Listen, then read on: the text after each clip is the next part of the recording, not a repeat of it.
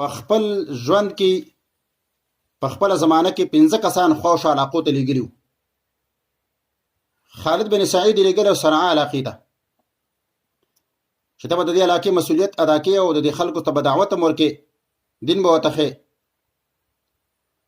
مهاجر ابن امیه لګیلو کنده علاقې ته،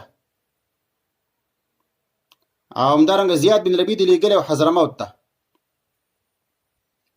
معاذ بن جبل لګیلو جند علاقې ته، جند.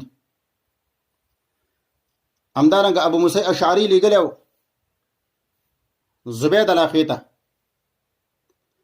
او زمعی لګیلو زمعه عدن او ساحل عدن علاقې ته او ساحل ته. نو 15 یا 16 کسان نبی صلی الله علیه وسلم لګیلو چې دا 15 یا 16 کسان جوړیږي. دی به الته دعوت هم کو، د قتال په وخت کې به قتال هم کو، د زکات په وخت کې به خلکو نه زکات راجمع کو. نو دوی د الله د نبی د خوا نه داسې نمایندګان غوندي وو. معلومیږي دا چې د مسلمانانو امیر یو علاقې ته خپل یو نایب او همدارنګه خپل د خوا نه وکیل لېږلی شي.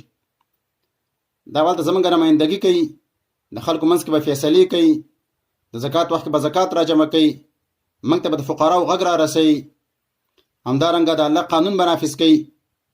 دا به د خلکو مسؤلیت یوازې به داسې نه کوي چې بس صرف په خلکو باندې فیصلې نافظ کوي، نور د فقراو غم به نه کوي، د مسکینانو غم به نه کوي، د هغوی د حقوقو غم به نه کوي، نه بلکې دواړه کاره به کوي. هم به د هغوی حقوق راوړي، د هغوی غږ به را رسوي حاکم ته. د حاکم د خوا نه چې کوم فرمانونه دا به هلته رسوي. د مخالفت په وخت کې به جهاد کوي چې چا مخالفت کو، همدارنګه د فیصلو وخت کې به فیصلې کوي. نو د مسلمانانو امیر به دقه سي چې دی کې به ټول صفاتي، هر کار به په خپله موقع باندې صحیح طریقې سره ترسره کولی شي.